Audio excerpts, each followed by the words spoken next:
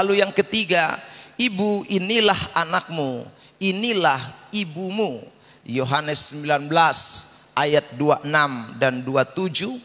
Lalu yang keempat, Allahku, Allahku, mengapa engkau meninggalkan aku? Matius 27 ayat 46. Lalu kemudian yang kelima, aku haus. Yohanes pasal 19 ayat 28. Lalu kemudian sudah selesai. Yohanes 19 ayat 30. Lalu kemudian yang ketujuh, ya Bapa, ke dalam tanganmu kuserahkan. Lukas 23 ayat 46. Di khotbah 2022 langsung bagian terakhir 35. Ya, oke. Baik, ya jadi ini yang saya sudah bacakan tadi, sudah lewat semua, ya. Oke. Jadi ini saudara 7 perkataan Tuhan Yesus di salib. Nah, hari ini kita akan belajar salah satu dari 7 perkataan Tuhan Yesus ini. Dalam beberapa minggu ke depan sampai Paskah, saya akan berbicara tentang 7 perkataan Tuhan Yesus ini. Yang pertama, hari ini kita akan belajar soal ampunilah mereka. Ampunilah mereka. Ini adalah perkataan yang pertama. Mari kita baca ayat di dalam Lukas 23 ayat yang ke-34. Lukas pasal 23 ayat 34. Bersama-sama di dalam hitungan yang ketiga kita membaca kebenaran ini. 1, 2, 3. Yesus berkata, ya Bapa, ampunilah mereka, sebab mereka tidak tahu apa yang mereka perbuat. Dan mereka membuang undi untuk membagi pakaiannya. Jadi saudara, jelas sekali ada perkataan ampunilah mereka, sebab mereka tidak tahu apa yang mereka perbuat. Ini Yesus ucapkan ketika dia ada di atas kayu salib. Nah saudara yang diberkati Tuhan Yesus Kristus, apa saja yang mau kita pelajari dari perkataan Tuhan Yesus di atas kayu salib ini? Secara khusus kata, ya Bapa, ampunilah mereka, karena mereka tidak tahu apa yang mereka perbuat. Kita akan perhatikan satu persatu di dalam pembahasan kita pada pagi hari ini. Yang pertama saudaraku, kata ya Bapa, ampunilah mereka, sebab mereka tidak tahu apa yang mereka perbuat. Ini memiliki arti saudaraku bahwa hanya Allah saja yang bisa mengampuni dosa. Ya Bapa, ampunilah mereka. Ini doa yang mengatakan atau memberikan penjelasan atau penekanan buat kita bahwa tidak ada satu manusia di bawah kolong langit ini yang berkuasa mengampuni dosa seseorang. Jadi tidak ada selain hanya Allah saja. Nah di dalam konteks kita pada kesempatan ini saudara yang diberkati, kita sedang melihat bagaimana Yesus sedang memainkan peranannya secara utuh sebagai manusia yang ditimpakan salah atau ditimpakan pelanggaran manusia, pelanggaran saudara dan saya ditimpakan kepadanya. Karena itu saudara, Alkitab berkata dia yang tidak berdosa dijadikan dosa. Nah pada saat itulah dia tidak bisa saudaraku mengampuni untuk dirinya sendiri sebagai manusia, tetapi dia berseru, bahkan dia mohon kepada Bapa untuk mengampuni orang-orang yang ada pada waktu itu. Nah ini saudara yang diberkati Tuhan yang kita mau pelajari. Jadi sekali lagi saudara yang diberkati Tuhan, kata ya Bapa ampunilah mereka ini bicara tentang bahwa Tuhan sajalah yang hanya bisa mengampuni dosa. Perhatikan ayat di dalam Injil Markus pasal yang kedua ayat yang ke-7. Saya bacakan firman Tuhan. Mengapa orang ini berkata begitu? Ia menghujat Allah. Siapa yang dapat mengampuni dosa selain daripada Allah sendiri? Saudara, jadi memang pemahaman orang-orang Yahudi pada waktu itu sudah tahu bahwa yang hanya bisa mengampuni dosa itu hanya Allah. Nah, Yesus pernah hadir dalam kealahannya dan dia mengatakan tentang pengampunan dosa. Tetapi saudara yang diberkati Tuhan, orang-orang Yahudi kemudian menghujat dia karena yang bisa mengampuni dosa itu hanya Allah sendiri. Karena kita tahu bahwa orang Yahudi tidak mau menerima Yesus Kristus sebagai Allah, tetapi lewat dia mengampuni dosa itu sebenarnya sudah membuktikan bahwa dia adalah Allah dalam satu sisi. Saudara yang diberkati Tuhan, nah, Yesus memang adalah Allah, tetapi dalam bagian yang kita baca tadi dalam doa atau di dalam perkataan dia di atas kayu salib, dia sedang menempatkan posisinya atau dia sedang bertindak hanya sebagai pengantara. Dia bukan, saudaraku, sebagai Allah yang dapat mengampuni dosa. Dalam arti tanda kutip ya. Ini kita mesti belajar dua naturnya Yesus. Jadi natur yang satu dia Allah, tapi natur yang satu dia manusia. Makanya ada saat-saat ayat-ayat Alkitab itu ditafsirkan sebagaimana Yesus itu adalah manusia. Contoh misalnya waktu dia ada di atas kayu salib, semua perkataannya ini, saudara yang diberkati Tuhan, menggambarkan posisi dia di dalam kemanusiaannya. Jadi kita tidak bisa melihat kata-kata ini dalam posisi kealahannya, tetapi dalam sisi kemanusiaannya.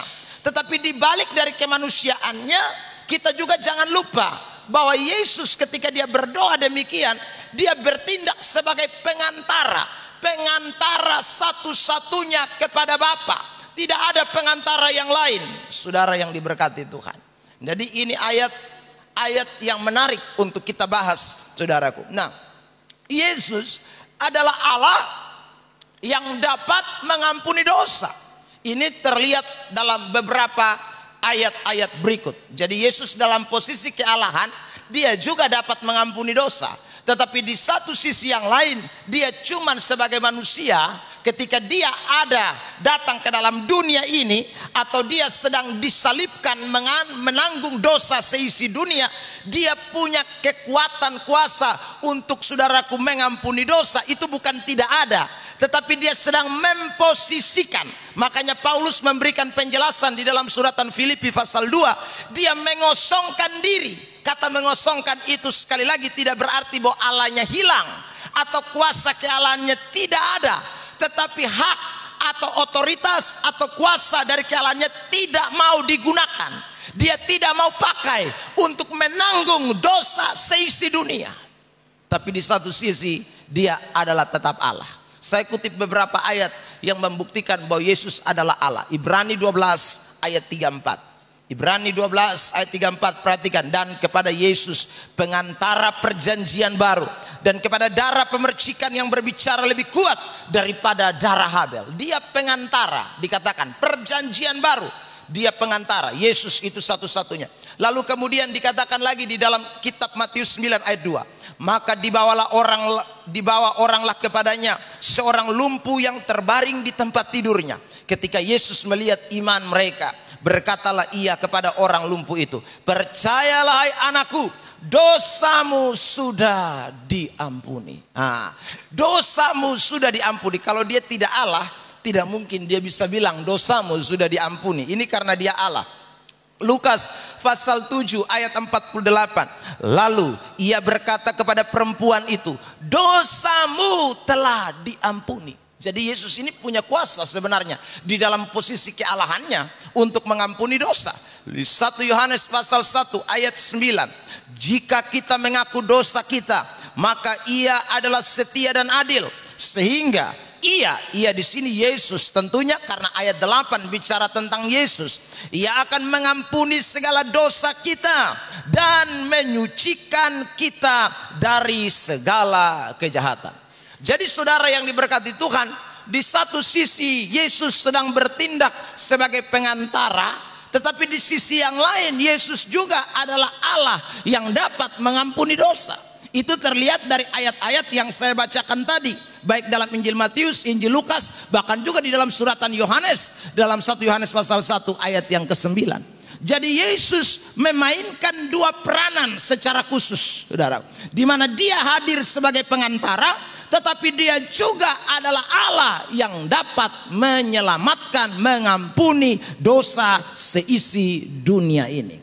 Nah, saudara yang diberkati oleh Tuhan Yesus Kristus, karena itu dari ucapan Yesus di atas kayu salib ini seharusnya membuka pikiran kita bahwa tidak ada perantara yang lain di dunia ini, ya saudara. Tidak ada perantara yang lain di dunia ini, karena Yesus adalah satu-satunya pengantara. Dialah yang, saudaraku, menghubungkan kita dengan Allah Bapa. Dialah juga sebagai Allah yang berkuasa menghapus dosa seisi dunia. Jadi tidak ada satu oknum, satu manusia atau satu pribadi apapun di dunia ini yang punya hak untuk, saudaraku, menjadi perantara bagi orang lain. Saya perlu ingatkan buat kita sekalian mengenai bagian ini. Secara khusus orang-orang Kristen yang suka-suka, saudaraku, mentuhankan hamba-hamba Tuhan tertentu, ya. Mentuhankan hamba-hamba Tuhan tertentu. Ini bahaya sekali. Karena ada banyak orang yang berpikir bahwa kalau saya cerita saya punya dosa kepada dia, saya cerita saya punya masalah kepada dia, karena dia adalah hamba Tuhan, maka nanti Tuhan pasti akan dengarkan apa yang disampaikan kepada dia. Saudaraku, ingat, saya atau siapapun pendeta atau siapapun hamba Tuhan tidak punya kuasa menjadi pengantara. Dengar baik-baik. Saya atau siapapun hamba Tuhan tidak berkuasa menjadi pengantara. Jadi kalau Anda cerita dosamu kepada saya, maksudnya apa? Maksudnya tidak lain adalah supaya saya kasih solusi, saya kasih jalan keluar. Tapi saya tidak punya kuasa untuk menjadi pengantara antara saudara dengan Tuhan Allah agar dosamu diampuni. Saya tidak punya kuasa. Itu ingat baik-baik. Jadi saudara, kalau Anda dan saya jadi Kristen yang sungguh-sungguh, maka kita tahu bahwa hanya satu pengantara. Makanya Anda di rumah mengaku dosa pun bisa. Anda tidak perlu cerita kepada pendeta, kok kepada hamba Tuhan pun bisa. Saudaraku, bisa hanya kalau untuk minta pengampunan. Kalau mau minta jalan keluar, mau minta solusi, memang harus cerita kepada hamba Tuhan, ya, supaya diberikan jalan keluar, supaya diberikan solusi, supaya tidak hidup lagi di dalam dosa tersebut. Tetapi si hamba Tuhan bukan pengantara. Saya ulang. Kalau tidak, maka kita sama saja dengan, saudaraku, aliran yang lain. Yang kalau saudaraku punya dosa lalu datang bisik di dia punya pemimpin agama, supaya dia punya pemimpin agama yang lapor di atas. Itu bukanlah ajaran Alkitab. Ajaran Alkitab, sekali lagi, hanya Yesus saja satu-satunya pengantara, tidak ada yang lain. Amin. Tetapi apakah kita juga bisa berdoa seperti yang Yesus katakan? Bisa. Ampunilah mereka. Kita bisa doa begitu. Tuhan ampuni si A, ampuni si B, ampuni si C. Itu permohonan kita, tapi kita bukan pengantara. Ya saudara, kita bukanlah pengantara, kita bukanlah penghubung. Kita cuman minta. Kita cuman mohon, kita cuman minta belas kasihan Tuhan. Tapi sesungguhnya kita tidak punya kuasa, karena kita bukanlah, saya ulang lagi, pengantara. Kita juga bukanlah Allah yang bisa menghapus dosa dunia ini. Ya. Ini yang kita harus sama-sama cermati, sehingga kita tidak boleh lupa ini, saudaraku. Jadi kalau saudara mau menceritakan tentang masalahmu kepada hamba Tuhan, ingat, itu hanya karena keterbukaan, atau karena saudara mau mendapatkan solusi terbaik, bukan karena berharap supaya dia menjadi perantara buat saudara dengan Tuhan. Tidak akan pernah bisa, karena siapapun kita ini manusia berdosa. Kalau saudara yang dikasih oleh Tuhan, Anda merasa bahwa seorang hamba Tuhan itu adalah perantara, maka si hamba Tuhan mau omong disapa lagi, saudara. Dia pun dosa sendiri, dia mau omong disapa, ya tidak mungkin, ya. Karena itu tidak ada satupun yang bisa menjadi pengantara. Hanya Tuhan saja, hanya Yesus saja satu-satunya pengantara. Karena itu kita semua, baik pendeta, baik jemaat, baik majelis, baik itu apalagi saudara hamba-hamba Tuhan yang melayani dengan karunia dan segala macam, kita ini bukan pengantara. Kita semua manusia berdosa yang butuh pengantara satu-satunya, dan itu pengantara adalah Yesus Kristus. Karena Alkitab berkata, oleh darahnya Dia yang telah menyucikan kita, oleh darahnya Dia yang telah menguduskan kita, oleh karena kuasanya, tidak ada karena lain. Saudara yang diberkati Tuhan, jadi ini adalah ajaran Alkitab yang kita tidak boleh lupakan. Yang kedua, apa yang bisa kita pelajari dari perkataan Tuhan Yesus ini? Ya Bapa, ampunilah mereka, karena mereka tidak tahu apa yang mereka perbuat. Saudara, ini adalah suatu permohonan atau doa. Saudara yang diberkati Tuhan, ingat, Yesus itu pengantara. Kita memohon, kita berdoa. Dan saudara yang diberkati Tuhan, apakah itu bisa langsung terjadi? Tuhan mengampuni dosa? Tidak. Pengampunan itu hanya terjadi jika ada yang namanya pertobatan. Jadi meskipun saudara sudah ada doa yang mengatakan ampunilah mereka, sebab mereka tidak tahu apa yang mereka perbuat. Tapi kalau mereka pulang, mereka tidak mau bertobat, mereka tidak respon firman, mereka tidak mau terima Yesus Kristus sebagai Tuhan dan Juru Selamat, maka sampai kapanpun tidak akan pernah mendapatkan pengampunan.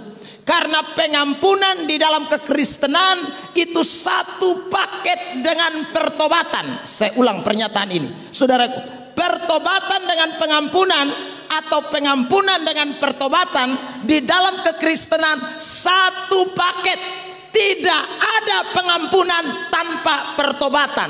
Tidak ada penghapusan dosa tanpa pertobatan. Jadi siapa bertobat pasti dosanya dihapuskan. Tapi siapa tidak bertobat, mau berdoa tikam lutut, pidi semua hamba Tuhan, mau doa pelepasan 100 kali, mau apapun doa saudara, tapi kalau tidak ada pertobatan, maka tidak ada pengampunan. Dengarin ayat-ayatnya, saya tunjukkan sekarang. Markus 1 ayat 4. Perhatikan, saudaraku yang diberkati. Demikianlah Yohanes Pembaptis tampil di padang gurun dan menyerukan, 1, 2, 3. Apa? Bertobat dulu, ya saudara. Lalu saya memang tidak mau tekankan soal berilah dirimu dibaptis. Saya langsung lompat di sini. Allah mengampuni dosamu. Jadi kalau ada bertobat, Allah akan mengampuni dosamu. Kalau tidak ada bertobat, maka biar kau dirimu dibaptis, tapi tidak ada bertobat, tidak ada pengampunan. Tidak ada pengampunan. Karena bertobat itu nomor 1 duluan, bukan baptis nomor 1. Saya ulang ya, bukan baptis nomor 1, bertobat nomor 1. Ini penekanan, saudara jangan lupa ya, terutama juga yang mau serahkan diri dibaptis, bertobat memang ya. Saya sudah pesan di dalam pencerahan Alkitab waktu saya mau baptis Dikson, saya sudah sampaikan itu berulang-ulang kali. Jadi ini rumus Alkitab. Jadi rumus Alkitab tidak boleh dirubah-rubah.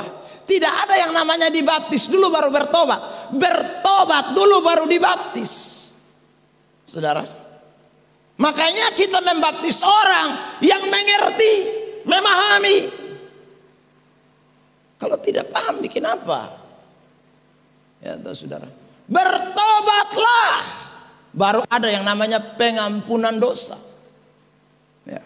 Jadi Anda mau doa, saya ulang lagi, tikam lutut, semua hamba Tuhan, tapi kalau tidak bertobat, sama dengan ini, saudara, sama dengan. Jadi yang perlu itu bertobat, itu pertama. Makanya Yohanes tampil di padang gurun lalu dia berteriak, bertobatlah, bertobatlah. Waktu dia berteriak bertobat, bertobat, lalu orang datang berdiri dibaptis. Separuh yang datang ternyata tidak mau bertobat. yaitu golongan ahli Taurat dan orang Farisi. Kalau Anda baca dalam Matius pasal 3, maka Yohanes bilang begini, jangan kamu sangka kamu adalah keturunan Abraham, jadi kamu pikir murka Allah akan lolos dari kamu. Ya saudara, Alkitab berkata Allah bisa membangkitkan anak-anak dari batu-batu ini untuk Abraham. Kamu keturunan ular beludak. Itu saudara. Jadi Yohanes marah ketika orang mau datang dibaptis, tapi dongson mau bertobat. Yohanes tidak mau. Ya. Saudara yang diberkati Tuhan. Ayat berikut lagi, Kisah 2 ayat 38. Depung nada ini sama. Ya. Perhatikan, saya bacakan. Jawab Petrus kepada mereka. 1, 2, 3. Bertobatlah dan hendaklah kamu masing-masing memberi dirimu dibaptis dalam nama Yesus Kristus untuk pengampunan dosamu. Maka kamu akan menerima karunia Roh Kudus. Sekali lagi, rumusnya bertobat nomor 1. Itu bertobat. Jadi tidak ada muncul nomor 3, pengampunan dosa, yang saya sebut nomor 3. Kalau tidak ada bertobat, Anda mau balik model kayak apapun, ini rumus paten. Bertobat itu adalah hal yang utama. Lanjut ayat berikut lagi, Kisah 3 ayat 19. 1, 2, 3. Karena itu sadarlah dan supaya. Jadi tanpa pertobatan tidak ada penghapusan dosa.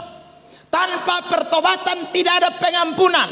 Anda mau doa, puasa, minta semua hamba Tuhan seluruh dunia bahkan doain Anda, tapi kalau tidak bertobat tidak ada penghapusan dosa. Ini saya tekankan. Saudara lihat itu, saya sudah tunjukkan banyak ayat yang bilang bertobat hapus dosa, bertobat hapus dosa, bertobat hapus dosa. Tidak ada yang lain, saudara. Ya. Kisah 3, 31, Kisah 5, 31. Dialah yang telah ditinggikan oleh Allah sendiri dengan tangan kanannya menjadi pemimpin dan juru selamat, supaya Israel dapat 1, 2, 3. Dan lihat lagi, bertobat ampun dosa. Bertobat ampun dosa. Jadi ini ayat-ayat eksplisit ya saudara. Ini ayat-ayat yang jelas-jelas. Baca tak usah tafsir-tafsir laju, cuma ngerti. Bertobat ampuni dosa. Bertobat ampuni dosa. Tidak ada itu saudaraku, ampuni dosa baru bertobat. Tidak ada. Jadi mesti ambil keputusan, ambil sikap, ambil tindakan, ambil action. Sadar sekarang. Tobat saya sekarang. Saya tidak mau curi lagi. Saya tidak mau bohong lagi. Saya tidak mau tipu-tipu lagi. Saya tidak mau rokok lagi. Saya tidak mau minum laru lagi. Itu dulu baru kita tenggelamkan. Saudaraku, bertobat dulu, baru nanti Tuhan hapus dosa. Jadi saudara yang diberkati Tuhan, makanya sebaik apapun kita, perbuatan baik kita tidak bisa menghapus dosa kita. Ya saudaraku, hanya karena pertobatan saja. Dan pertobatan itu orang menerima Kristus Yesus di dalam hidupnya. Karena pertobatan yang sejati bukan karena kita bisa buat baik, saudara. Pertobatan yang sejati itu hanya karena Kristus hadir dalam hidup saudara dan saya, menerima Dia dalam hidup kita. Sebab tanpa Dia tidak mungkin orang bisa bikin baik. Karena saudara, Alkitab berkata dengan jelas dalam kitab Galatia, Paulus berkata, aku mau melakukan sesuatu yang baik, tetapi justru yang aku lakukan yang tidak baik. Itu karena kemanusiaan kita. Jadi kapan kita bisa bertobat? Kapan kita bisa hidup, saudaraku, melakukan yang namanya kebaikan-kebaikan?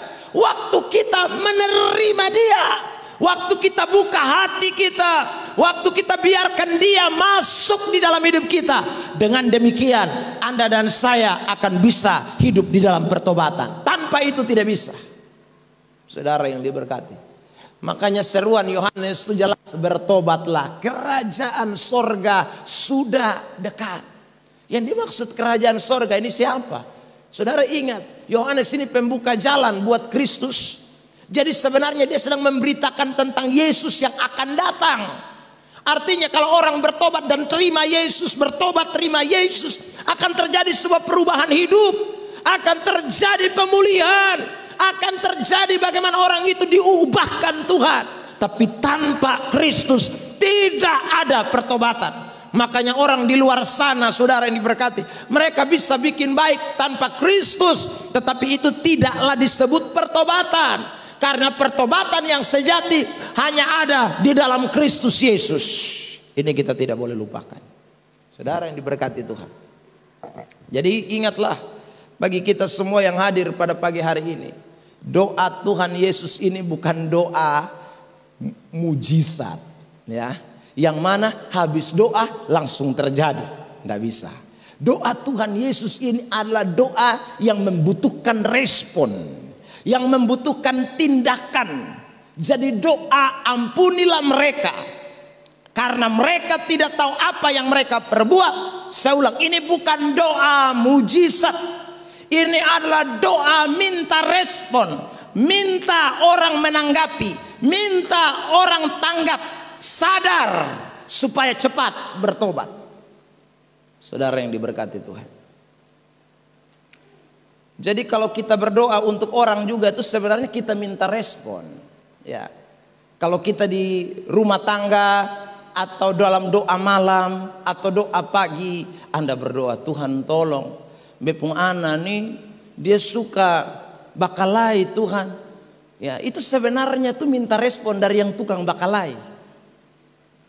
Ya, wih beta tukang bakalai. Ya saudara, minta respon.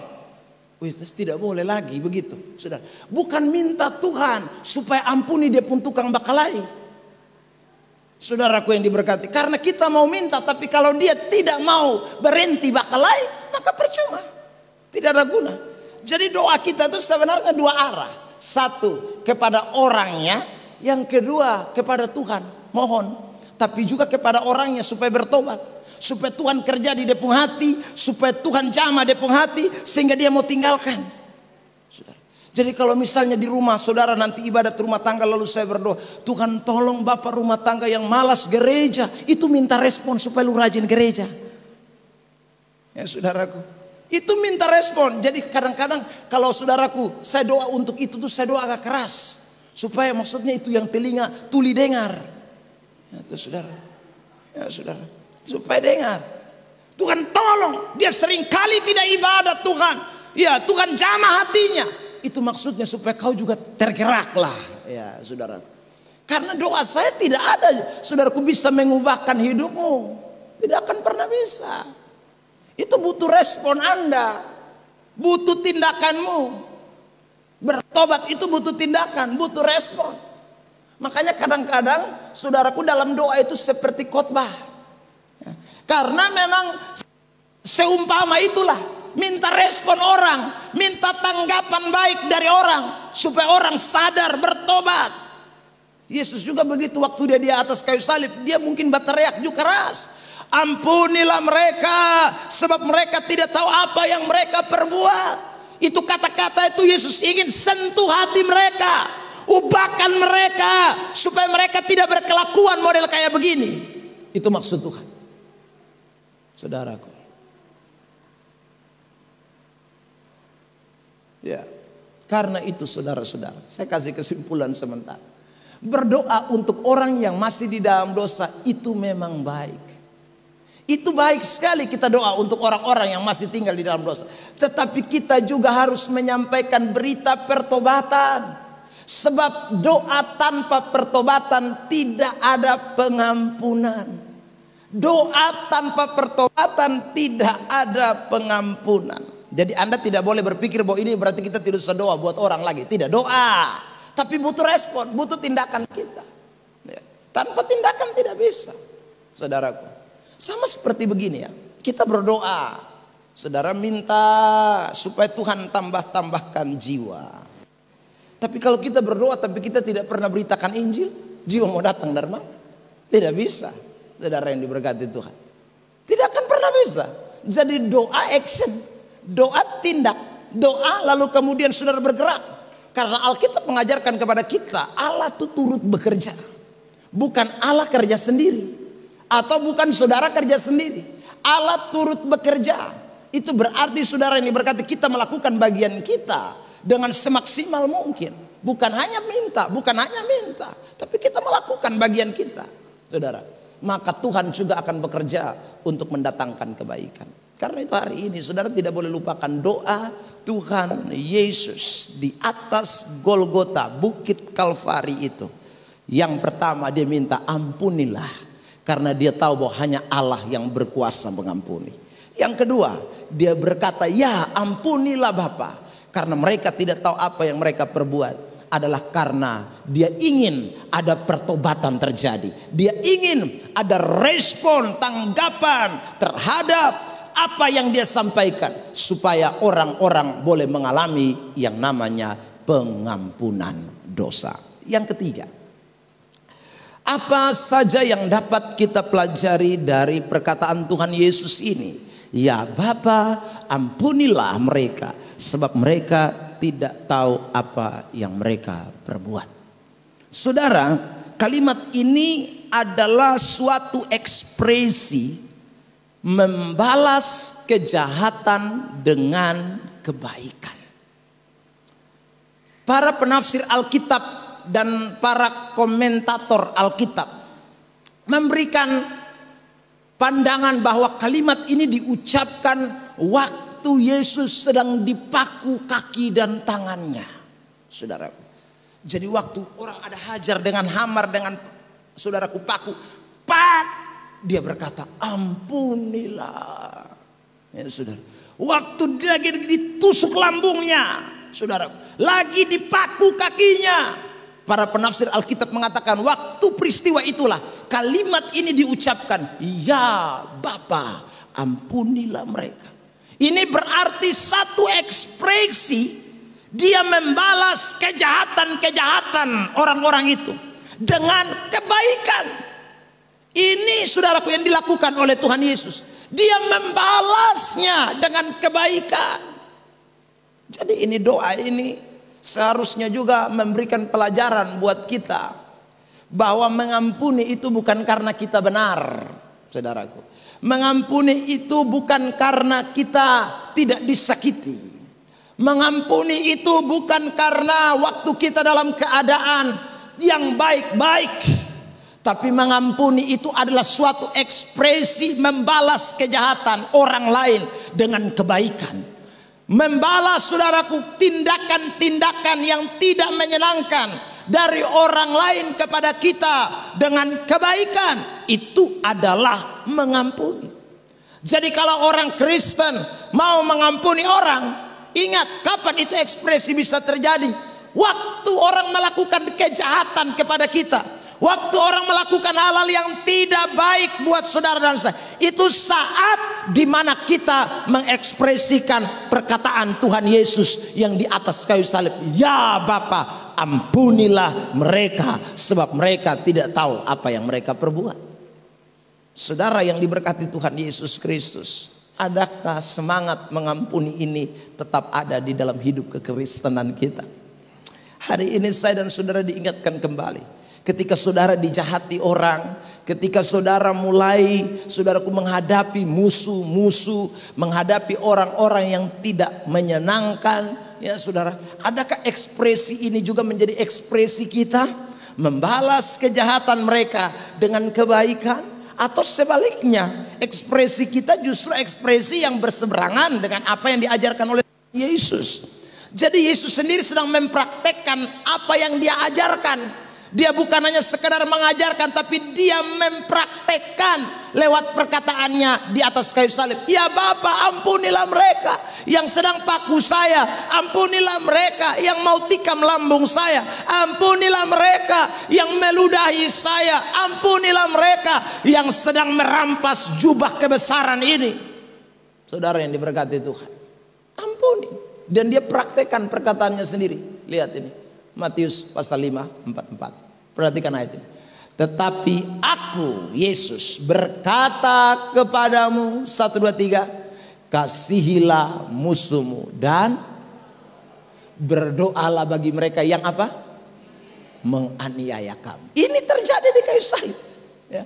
Ini mulai terjadi ketika dia ada di kayu salib. Berdoa dia bagi mereka yang menganiaya dia. Saudara, ini terjadi. Dan orang Kristen seharusnya juga belajar dari apa yang Yesus katakan ini. Berdoalah bagi orang-orang yang menganiaya saudara. Jangan kutuk, jangan balas kejahatan dengan kejahatan, saudara yang diberkati Tuhan. Karena memang ini perintah Alkitab. Orang yang sama mempraktekkan ayat ini juga. Perhatikan Kisah 7 ayat 60. Sambil berlutut ia berseru dengan suara nyaring, Tuhan. Stefanus yang berdoa ini. 1, 2, 3. Janganlah tanggungkan dosa ini kepada mereka. Dan dengan perkataan itu meninggallah ia. Napas terakhir, saudaraku. Tapi dia masih sempat berkata, Tuhan tolong, jangan tanggungkan ini dosa terhadap mereka. Dia mohon kepada Tuhan. Maksudnya adalah Tuhan kalau bisa kasih kesempatan supaya mereka bertobat. Bukan berarti Stefanus punya hak untuk saudaraku mengampuni dosa orang-orang pada waktu itu. Dia tidak punya hak. Hanya dia minta sa Tuhan, kalau bisa ini orang-orang dong bertobat. Sudah ini orang-orang dong dilepaskan dari ketidakpengertian mereka, ketidakpemahaman mereka tentang Alkitab. Saudara yang diberkati Tuhan, jangan tanggungkan ini. Ini dia sedang dilempari batu loh, sedang dirajam dengan batu. Saudara, inilah hidup kekristenan. Makanya di hari ini saudara, perkataan Tuhan Yesus ini kiranya boleh menyentuh pikiran saudara dan saya. Yang mana hari lepas hari hidup kita tidak pernah terlepas dari orang-orang yang mungkin tidak senang dengan hidup kita, yang membenci kita, yang punya siasat-siasat buruk buat saudara dan saya, yang mungkin ingin menjegal kita, yang mau supaya perjalananmu jadi tidak berhasil, yang mau supaya saudara menjadi orang-orang Kristen yang apa? Emosi, yang menanggapi itu menjadi sesuatu tanggapan negatif. Tapi hari ini sekali lagi firman Allah ini mau mengingatkan dan mencerahkan pikiran kita. Ajaran Tuhan Yesus adalah mengekspresikan kebaikan di saat orang melakukan kejahatan buat kita sekalian. Amin. Amin. Bilang samping kiri kanan, bisa kok. Jangan orang buang muka, Anda balas buang muka. Jangan. Itu baru buang muka kan, saudaraku. Ya, belum dipaku di kayu salib. Kita kan baru dikasih buang muka saja, ya, saudara. Kalau dia buang muka, kasih muka. Ya, saudara.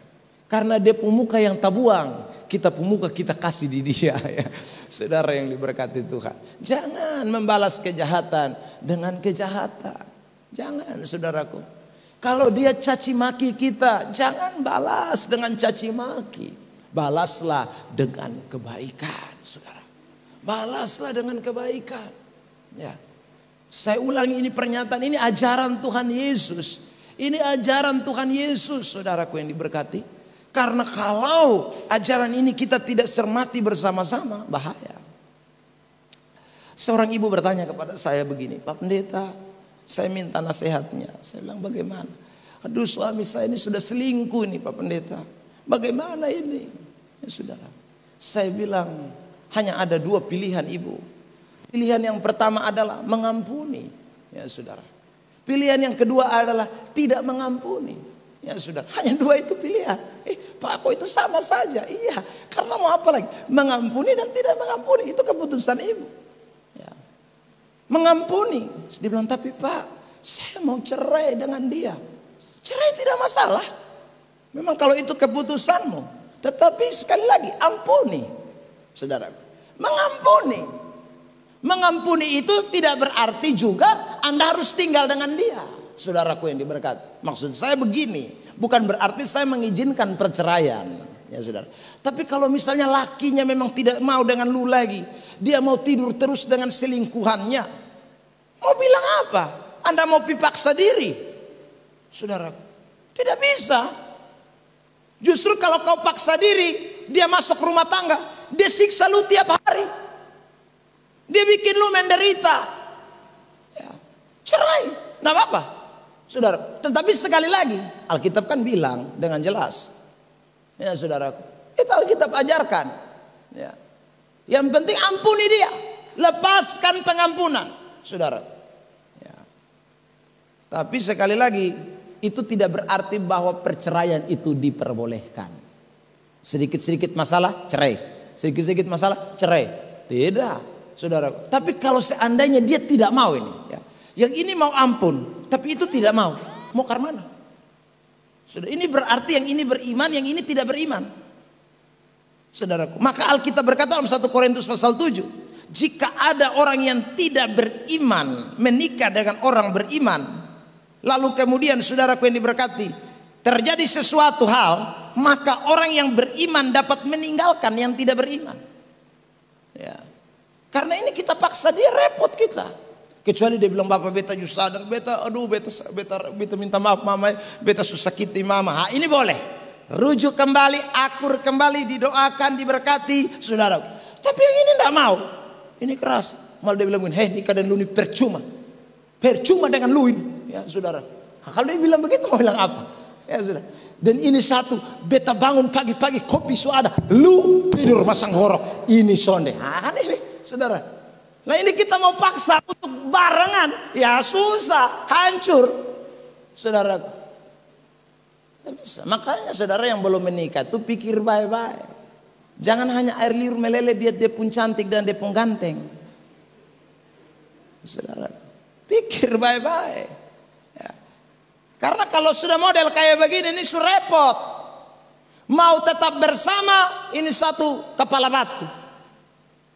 Ya, ini mengampuni, ini tidak mau. Ini soal, saudara. Mau cerai, pikir kali lagi. Saudara yang diberkati, ya ini persoalan. Karena itu saudara yang diberkati Tuhan Yesus Kristus, bagi saudara yang belum menikah saya ingatkan, persoalan ini tidak gampang dan tidak mudah. Ya, karena itu ingatlah baik-baik. Apalagi sudah ada tanda-tanda jelas. Ya. Kalau sudah ada tanda-tanda jelas lu masih serobot juga, itu parah tuh. Maksudnya sudah terlihat belum nikah saja ini manusia satu ini sudah jelas dia perilaku nih semua adalah kayak kucing garong, tapi lu paksa diri karena cinta. Nah, itu lebih parah, saudara. Tidak boleh. Ya. Jadi Tuhan kan sudah menunjukkan hal-hal terlebih dahulu, tapi kadang-kadang kita ini dibutakan, itu bahaya. Makanya saudara yang diberkati Tuhan Yesus Kristus, bahkan di dalam gereja pun Alkitab memberikan pernyataan yang jelas di dalam suratan Korintus. Ya saudara, di dalam gereja nih, kalau ada jemaat yang ditegur berulang-ulang kali, ya saudara, dia tidak mau mendengarkan, maka Alkitab berkata serahkan dia kepada iblis. Saudara, serahkan dia kepada setan. Itu Alkitab omong loh, saudara. Kalau ada orang Kristen yang tidak mau menanggapi sesuatu dengan baik, itu. Jadi kekristenan ini memang ajarannya keras. Bukan berarti kasih lalu noe, bukan berarti kasih lalu kompromi, kasih lalu saudara yang diberkati Tuhan sembarangan. Tidak ada itu. Jadi sekali lagi ini ajaran kekristenan, ampunilah. Tapi kita juga harus hati-hati. Saya pernah memberikan ilustrasi, ada orang datang minta duit, pinjam duit dengan saudara. Ya. Setelah dia pinjam, dia tidak kasih kembali. Tapi saudara pakai ayat, ampunilah dia karena dia tidak tahu apa yang dia perbuat. Maka saudaraku, dia sudah Anda lupakan itu utang-utang, dia lagi. Kakak beta ada kesulitan ini, tolong dulu beta. Ya saudara, ini jangan kasih pinjam dia. Tak usah. Itu bukan berarti Anda tidak mengampuni. Bukan. Tetapi ini sekali lagi ini ajaran supaya dia jangan bikin ulang.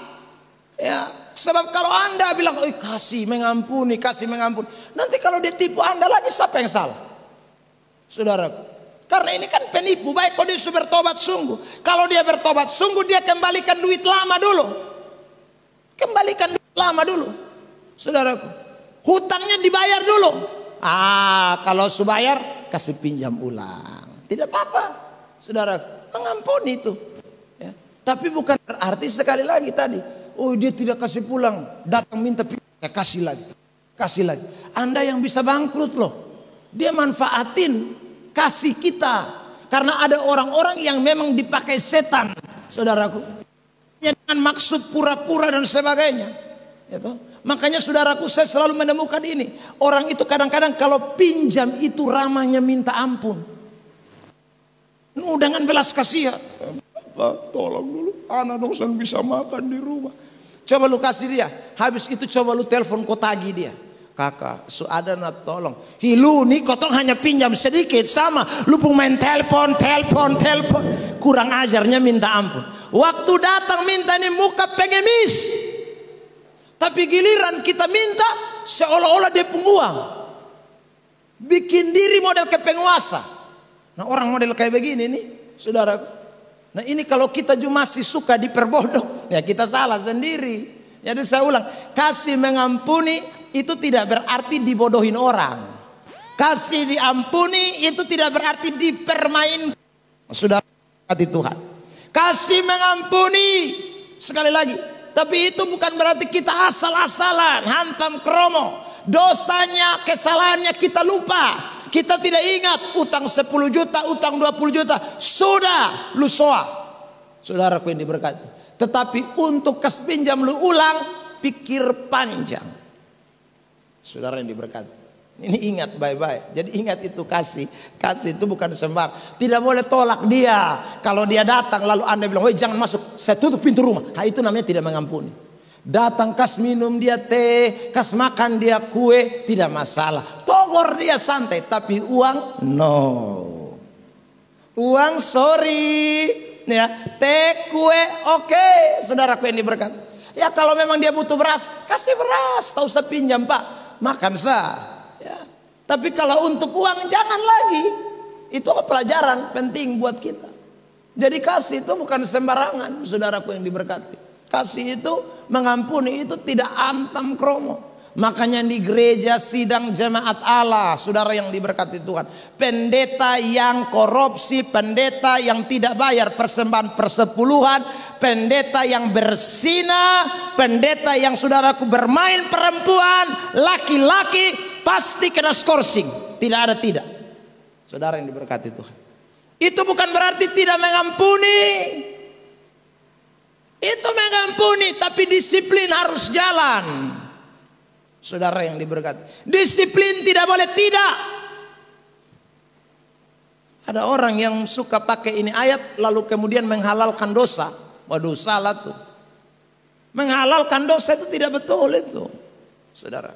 Sehingga ada orang bikin dosa berat mau mati. Juga kita bilang mengasihi. Loh orang model kayak begini ini ke mana? Saudaraku. Mengasihi itu juga betul. Tetapi tidak dengan cara-cara yang salah. Anda punya anak sekali lagi bikin kekeliruan. Anda tidak pukul itu bukan sesuatu yang baik. Ya. Kasih itu hajar. Saudaraku. Saya selalu omong ini. Tekankan ini. Jadi kasih itu bukan berarti lemah lembut. Gemulai. Mengampuni itu tidak berarti saudara yang diberkati Tuhan mengiyakan kesalahan. Tidak. Ya. Mengampuni itu sekali lagi juga berarti menegakkan kebenaran. Ya, tidak kompromi dengan ketidakbenaran. Itu namanya mengampuni. Ya. Jadi tindakan dan sikap kita ini kita perlu hati-hati baik-baik. Ya. Ada tindakan yang mana kita harus bisa cermati dengan baik-baik sehingga kita tidak salah hantam kromo. Ya. Roma 12 ayat 21. Janganlah kamu kalah terhadap kejahatan, tetapi kalahkanlah kejahatan dengan kebaikan. Jangan kalah dengan kejahatan, tapi kalahkanlah kejahatan dengan kebaikan. Jadi caranya bagaimana? Oh, lakukan kebaikan. Kebaikan itu ada banyak hal. Yang seperti tadi saya contohkan, uang saya tidak kasih pinjam, tapi kasih makan lu, kasih minum lu, tetap anggap lu beta pu saudara, tetap anggap lu beta pu kawan, tetap anggap lu, semua itu baik. Sudah, itu kebaikan. Ya.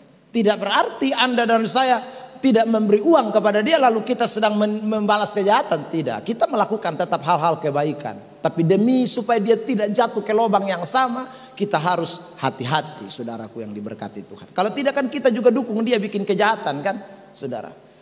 Amsal 17 ayat 13. Siapa membalas kebaikan dengan kejahatan, kejahatan tidak akan menghindar dari rumahnya. Siapa yang membalas kebaikan dengan kejahatan, sebaliknya ya. Kalau tadi balas kejahatan dengan kebaikan, sekarang ini kebaikan kita dibalas dengan kejahatan. Maka Alkitab bilang kejahatan tidak akan menghindar dari rumah orang itu. Jadi kalau kita buat baik kepada orang, orang balas tidak baik. Kita buat baik, dia balas tidak baik. Maka Alkitab bilang kejahatan itu tidak akan menghindar dari itu orang. Lu pi mana kejahatan akan kejar lu. Saudara yang diberkati, ya. Saya melepaskan pengampunan, saya bikin kebaikan, tapi lu balas jahat. Lu pi mana jahat akan kejar lu terus. Karena hukum tabur tuai tidak akan pernah berakhir sebelum dunia ini kiamat. Sebelum dunia kiamat, hukum tabur tuai itu jelas. Galatia 6 ayat yang ke-9 mengatakan dengan jelas sampai ayat yang ke-10. Jangan jemu-jemu berbuat baik, karena apabila sudah datang waktunya kamu akan menuai. Barang siapa menabur dalam daging, ia akan menuai kebinasaan. Tapi barang siapa menabur dalam roh, Alkitab berkata, dia akan menuai kehidupan. Jadi tergantung lu tabur apa. Tabur daging, tabur jahat, tabur yang tidak baik, maka lu akan tuai jahat terus, akan tuai jahat terus. Tapi orang kalau tabur baik, sekali lagi di mana saja kebaikan akan kejar dia, kebaikan akan ikuti dia seumur hidupnya, kata kitab Mazmur. Saudara yang diberkati Tuhan. Jadi kalau mau kebaikan kejar kita, maka jangan lupa, saudara yang diberkati Tuhan, lakukanlah kebaikan dari sekarang. Lakukanlah kebaikan dari sekarang. Sebab kalau kita tidak melakukan kebaikan, maka kejahatan kita balas dengan kejahatan. Waduh, berat. Kita akan melihat kejahatan terus tidak akan menghindar dari hidup kita. Makanya orang yang suka tipu orang, saudara lihat, di mana saja dia berada orang tipu dia terus. Tipu non-stop. Saudara, orang yang saudara yang diberkati Tuhan biasanya tidak jujur dengan orang. Di mana saja dia akan terus ditipu orang, pasti. Ya. Karena memang dia hidupnya seperti itu. Jadi jangan pernah balas kejahatan dengan kejahatan. Orang yang biasanya pukul orang, suatu saat dia akan kena pukul, pasti. Saudara, suatu saat kau akan kena pukul. Makanya jangan, sehebat-hebatnya kita, sekali lagi Tuhan lebih hebat. Karena itu kita jangan pernah jadi Kristen yang sembarangan. Saudara yang diberkati, ini kesimpulan yang ketiga. Kita harus mengetahui bahwa Kristus telah memberikan contoh yang jelas buat kita dan Stefanus. Dalam keadaan terjepit, susah, sengsara sekalipun, kita tidak boleh membalas kejahatan dengan kejahatan. Jangan membalas kejahatan dengan kejahatan. Sekalipun lagi terjepit, lagi susah, lagi sengsara, tetap lakukan kebaikan demi kebaikan. Yang terakhir, keempat, apa yang Alkitab ajarkan kepada kita tentang saudaraku menjadi Kristen yang memahami tentang perkataan Tuhan Yesus, ampunilah sebab mereka tidak tahu apa yang mereka perbuat. Saudara, kata ini adalah sebuah penggenapan dari firman Tuhan. Ya. Ampunilah mereka, ini adalah penggenapan dari nubuatan yang sekian tahun lamanya. Saudara, kurang lebih 750 tahun silam dinubuatkan oleh seorang yang bernama Yesaya. Di dalam kitab Yesaya pasal yang ke-53 ayat 15. Jadi saudara bayangkan ini ratusan tahun tetap firman Allah itu digenapi. Yesaya pasal 53 ayat 12. Sebab itu aku akan membagikan kepadanya orang-orang besar sebagai rampasan, dan ia akan memperoleh orang-orang kuat sebagai jarahan, yaitu sebagai ganti karena ia telah menyerahkan nyawanya ke dalam maut, dan karena ia terhitung di antara pemberontak. Ini adalah Yesus. Sekalipun ia menanggung dosa banyak orang. Dan kalimat ini saya garis bawahi karena ini penggenapan dari perkataan yang kita lihat dalam Lukas 23 ayat 34. Berdoa untuk pemberontak 750 tahun silam. Saudara, nubuatan ini disampaikan oleh Yesaya bahwa suatu saat akan ada seseorang yang menyerahkan nyawanya ke dalam maut, Ia ada di antara pemberontak-pemberontak. Yesus digantung, disalib di antara para penjahat-penjahat. Sekalipun ia menanggung dosa banyak orang, dikatakan, tetapi dia berdoa untuk pemberontak-pemberontak itu. Saudara yang diberkati, firman Allah itu tidak pernah gagal. Sampai kapanpun firman Allah itu pasti akan digenapi. Karena itu hari ini saya mau tekankan lewat doa Yesus di kayu salib ini. Ingat, Anda sudah mendengarkan sejumlah ayat, mendengarkan banyak khotbah, tahu sudah berapa ratus saudara yang diberkati Tuhan. Ya, khotbah-khotbah yang kita dengarkan. Hari ini sekali lagi, adakah kita tetap percaya bahwa firman yang diucapkan itu tidak akan pernah kembali dengan sia-sia? Setiap kata-kata firman yang Anda dengar, setiap kata-kata kebenaran yang Anda dan saya terima, itu adalah sebuah benih yang pasti akan bertumbuh, pasti akan digenapi. Tinggal tunggu timing, waktunya saja. Kita memang tidak tahu kapan, tetapi Alkitab memberikan jaminan yang pasti bahwa firman Allah itu tidak akan pernah berlalu dengan sia-sia. Karena itu saudara yang diberkati Tuhan, orang-orang Kristen, Anda dan saya, kita dipanggil untuk menjadi orang Kristen yang akan melihat penggenapan firman Tuhan di dalam hidup kita. Menggenapi firman Tuhan itu berarti kita mengamenkan, mengiyakan apa yang dikatakan oleh kebenaran. Saya ulang lagi, 750 tahun. Mungkin orang berkata, ini kapan? Ini mungkinkah terjadi? Saudara, tetapi apa yang firman Tuhan katakan tidak pernah meleset. Karena itu saudara, jangan terlalu banyak percaya dengan kata-kata orang, tapi percayalah kepada kata-kata firman. Percayalah kepada kata-kata kebenaran.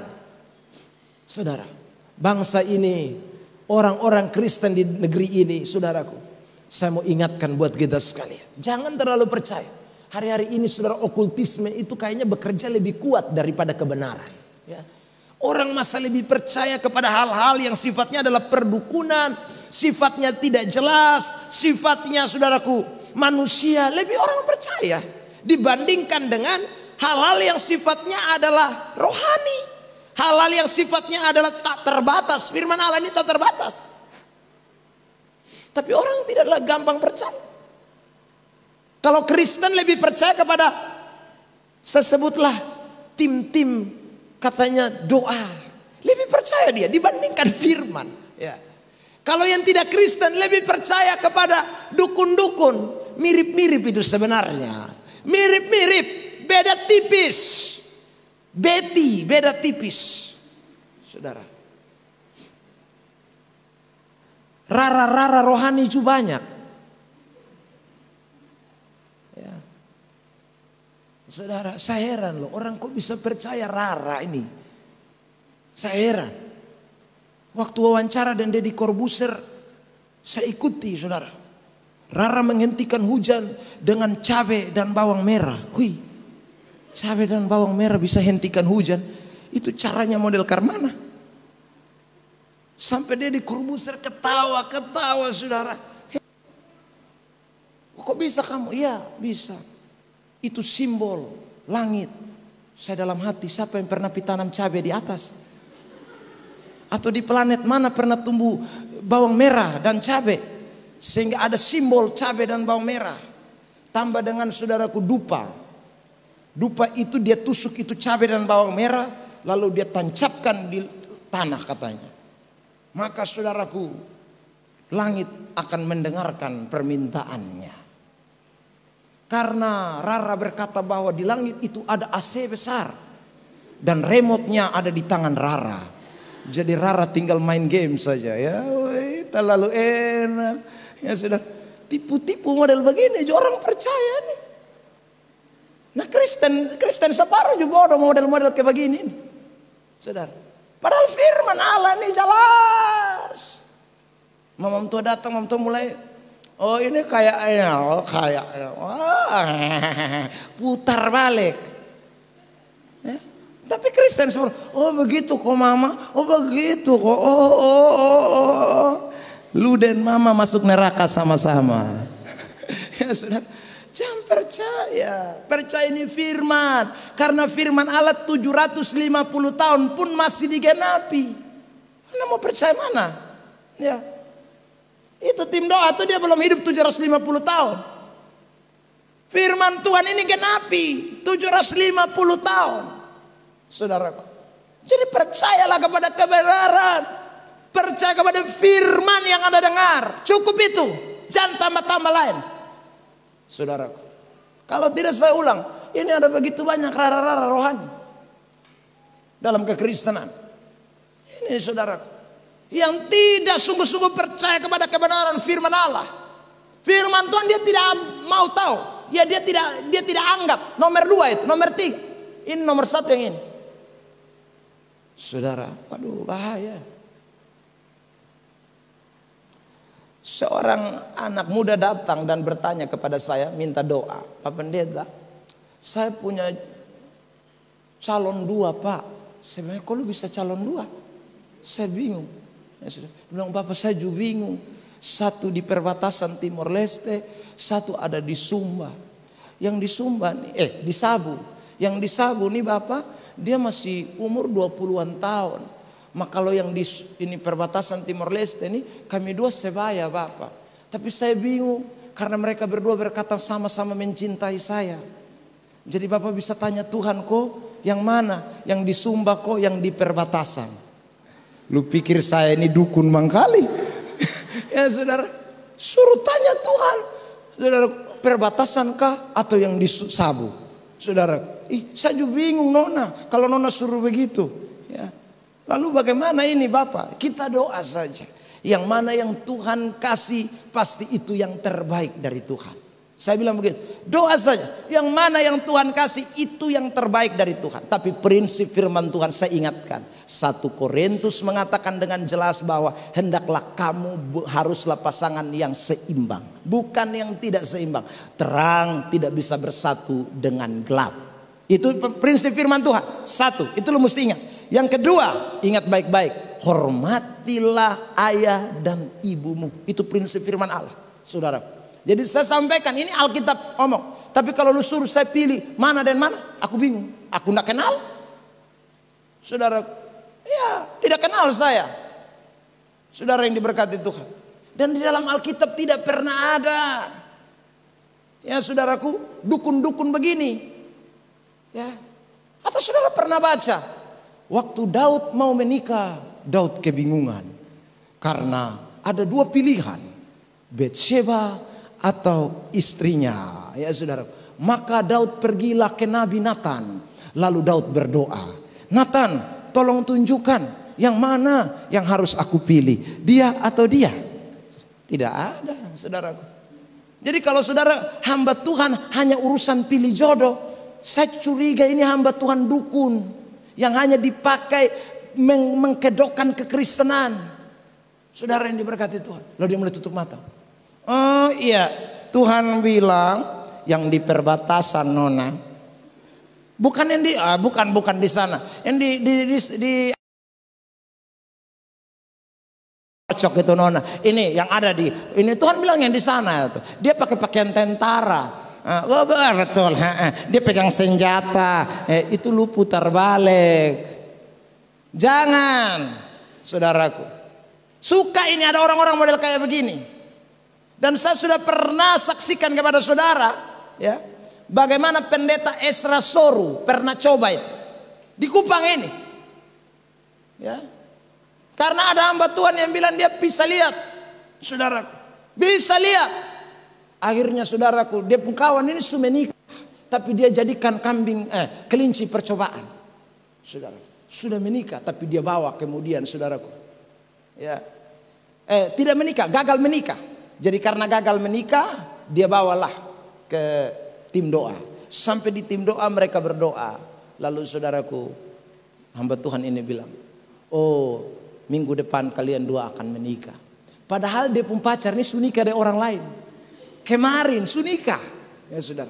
Tapi dong pites ini hamba Tuhan. Kalau dia hamba Tuhan sungguh, saudara pasti akan dia bilang kan, kamu jangan coba-coba. Karena dia sudah menikah, tapi kamu datang coba saya sebagai hamba Tuhan. Itu kalau hamba Tuhan betul. Tapi ini hamba Tuhan palsu. Oh, betul. Tuhan berkata memang kalian dua terlalu saling mencintai. Pasti kalian jodoh. Ya sudah. Begitu amin dong, dua bilang begini, mama, tapi dia sudah menikah minggu lalu. Nah, kita berdoa cek ulang lagi.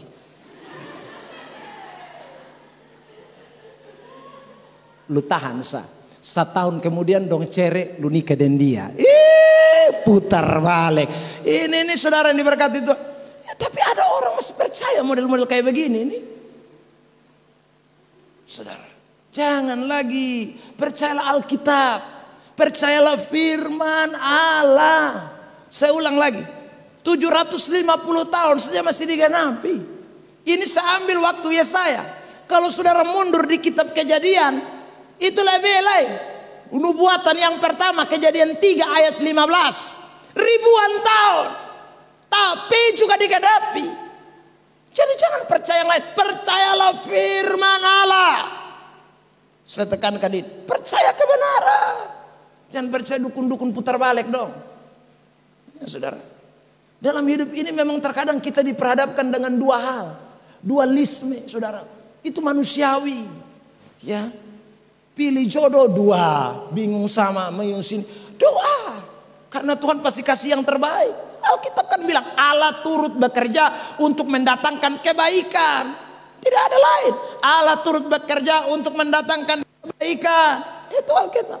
Saudara, memang di dalam perjanjian lama, saudaraku, Tuhan memang pakai beberapa cara. Misalnya Tuhan pakai Urim dan Tumim. Tuhan pakai undi, saudaraku. Bisa. Tapi itu pun terkadang kita tidak bisa jadikan alasan. Tuhan pakai damai sejahtera, bisa. Tapi kadang-kadang itu juga tidak bisa dijadikan patokan. Saudara, contoh ya. Saudara lihat, itu Yunus tuh dia lari dari Tarsis, tapi dia damai. Dia lari dari Niniwe, dia menuju ke Tarsis, tapi dia damai. Bukti damai, gelombang laut ada parah banget, orang ada kerepotan segala macam. Dia tidur masang ngorok di bawah. Ini kan damai. Padahal dia lari dari kehendak Allah, dia lari dari kemauan Tuhan. Saudara. Jadi kadang-kadang damai sejahtera yang ada dalam ini hati pun kita tidak bisa pakai jadi standar. Ini Tuhan mau atau tidak. Kadang-kadang Tuhan bisa pakai itu, tapi kadang tidak bisa. Saudara yang diberkati, pakailah firman Allah. Jadilah kan kebenaran ini satu-satunya fondasi, prinsip yang benar. Makanya Alkitab itu Martin Luther katakan sola gratia. Itu hanya firman, sola scriptura, sola scriptura, hanya firman Allah. Jadi jangan pakai lain-lain, saudaraku. Perbandingan yang lain itu bisa keliru semua. Tapi kalau Anda pakai kebenaran, tidak akan keliru, Ya, firman, berdoa minta Tuhan nyatakan. Ya. Tapi ada juga yang pakai firman tapi salah, saudaraku. Salah itu maksudnya begini, dia berdoa tutup mata pegang Alkitab. Lalu dia bilang, Tuhan saya buka ayat mana, itu yang Tuhan berfirman. Ini juga parah, saudara. Tiba-tiba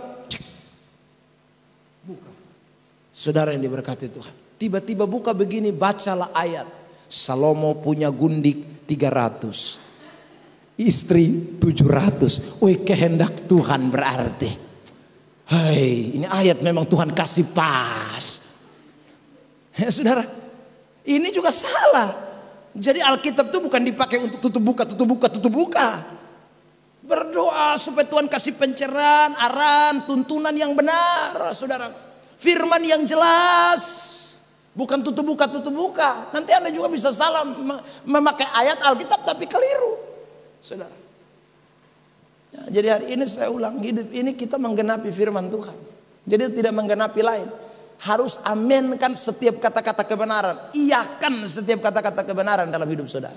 Maka pasti saudara akan melihat hidupmu itu diberkati Tuhan. Hari ini saudara, pesan ini kita tidak boleh lupakan. 4 hal kita belajar dari ucapan Tuhan Yesus Kristus. 4 hal ini kiranya menolong kita sekalian, saudaraku, untuk menjadi orang-orang Kristen yang sekali lagi menjadi orang-orang Kristen yang tahu bahwa hanya satu-satunya pengampun dosa dan perantara adalah Allah dalam Yesus Kristus. Yang kedua, Berdoalah agar orang lain mengalami pertobatan sehingga dosanya diampuni. Dan ingat, jangan balas kejahatan dengan kejahatan. Dan terakhir, hiduplah dalam penggenapan firman Tuhan. Kita bersyukur buat firman Tuhan. Mari saya undang pemain musik maju ke depan. Kita akan naikkan pujian Ku Hidup Oleh Anugerah-Mu, lagu yang tadi kita naikkan. Dan kita sama-sama akan masuk di dalam perjamuan kudus pagi hari ini. Terima kasih, Tuhan baik.